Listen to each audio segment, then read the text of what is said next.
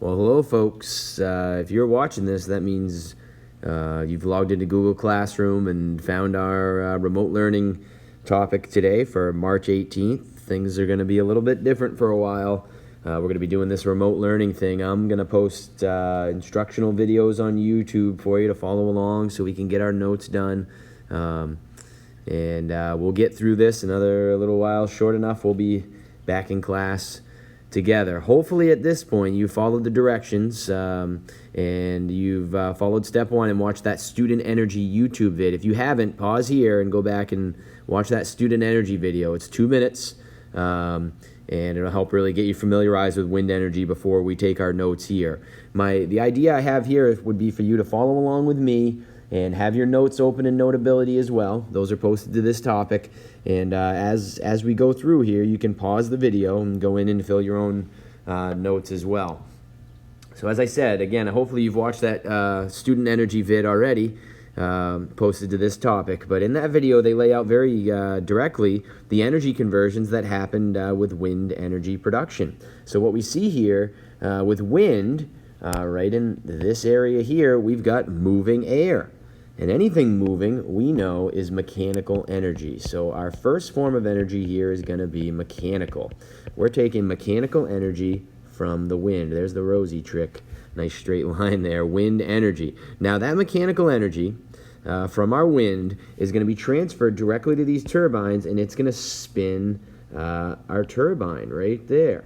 We're going to get a nice spinning turbine. We've got a gearbox there inside a wind turbine that plays a very important role that we'll talk about here in a minute. We're going to transfer that mechanical energy to our turbine, which is in turn transferred to our generator. And we've talked about this a whole bunch in class. We know that a generator, its job is to convert mechanical energy into, you guessed it, electrical energy. That's our second form of energy. So only two forms of energy involved in wind energy. We're going to take that mechanical energy found in the moving wind, and we're going to convert that to a spinning turbine, to a spinning generator, and finally to electricity that we can send out to the grid here. Pretty cool form of energy with some major advantages, but also some disadvantages there as well. And we can hop right to that down here. We can talk about wind power. We know that wind turbines, we just said their goal is to convert mechanical energy in wind directly into electricity. Pretty cool idea, pretty good stuff. We've been using wind energy for a long time here with humanity, but a little more recently to produce electricity. But yeah, so some major advantages of wind. I bet you guys have guessed some. They cover them in the that student energy video. Number one advantage of wind is that it's renewable and cheap. Once it's in place, nobody's charging you for the wind. Once you've got those wind turbines in place, nobody's going to charge you for those.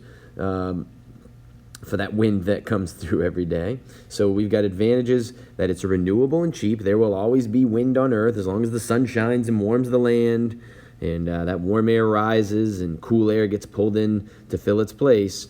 We've got wind. Guess what? When we show warm air rising and then cool air filling in its place, we've got a circular current of fluids moving. We call that convection. Oh my goodness, it's the answer to everything. Convection. Love it.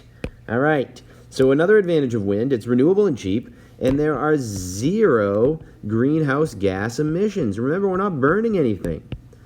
So zero greenhouse gas emissions. That's a big deal as we look to produce electricity without emitting harmful greenhouse gases like carbon dioxide that we really worry about.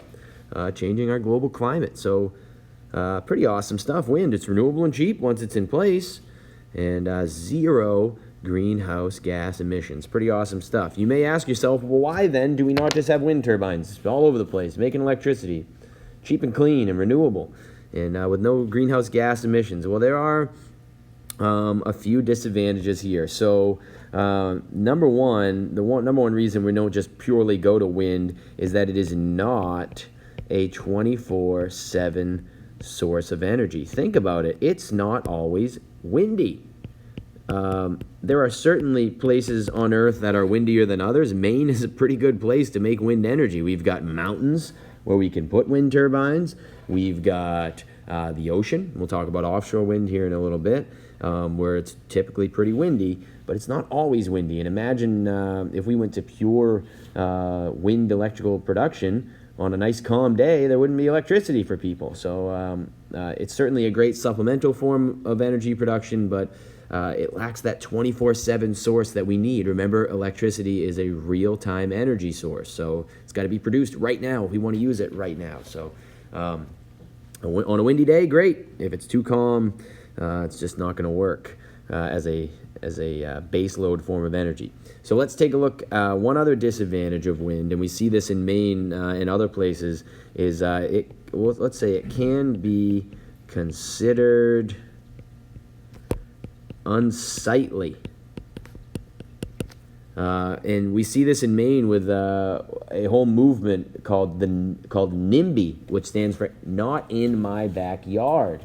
So while many people understand the benefits of wind and are supportive of wind, they may not want it right around their house. Imagine you own a camp overlooking a lake in northern Maine, and you've got a beautiful view of a mountain on the other side of the lake that's just really natural and beautiful. And one day a wind farm is put in on the top of that mountain, and now you're looking at a mountain that's just absolutely covered in a man-made footprint. That may not bother some people, but others really don't like it and really don't appreciate the change to the viewscape. And I'll show you what I mean here. Let's take a look. We can go here and let's look up Maine wind farm. All right, let's take a look here. Oh, I spelled wind wrong. Look at that.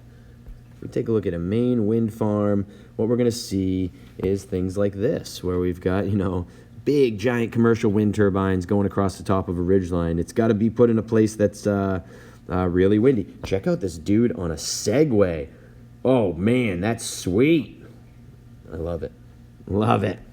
I got to get me a Segway here. Just bombing around the neighborhood. That'll be sweet. There's another wind farm there, and you can see how people may say, okay, wait a minute, that's really changing the look of our kind of wild, scenic mountainsides here in Maine, and there's certainly a lot of debate when these commercial wind farms get put in, and a lot of protests from people who are just not into the changing the look of our wild places. So that's Mars Hill. That's a famous one up in northern Maine in Aroostook County. That's one of the first ones that went in and was really battled against for a while.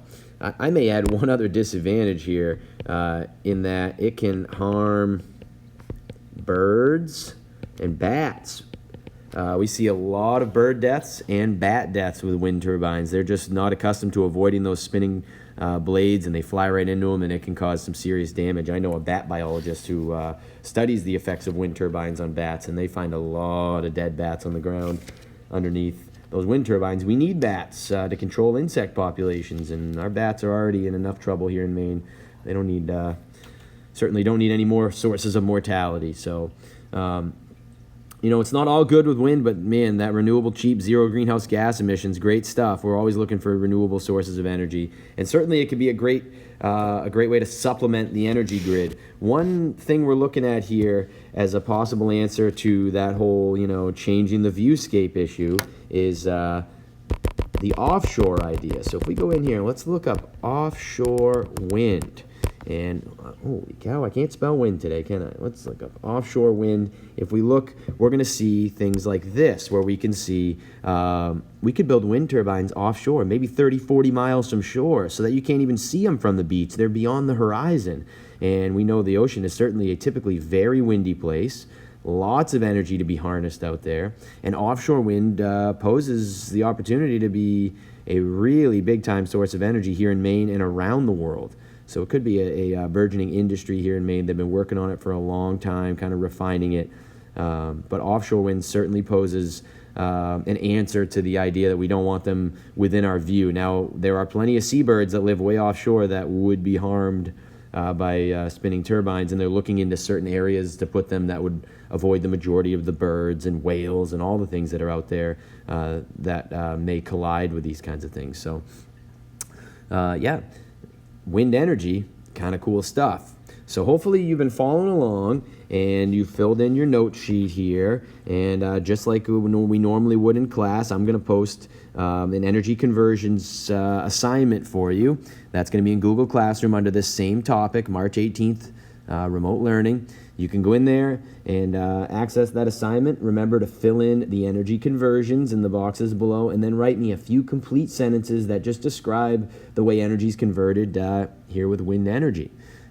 So thank you for tuning in today. I appreciate your effort here with this remote learning stuff, and I'm looking forward to getting you guys back in the classroom here at some point in the future. So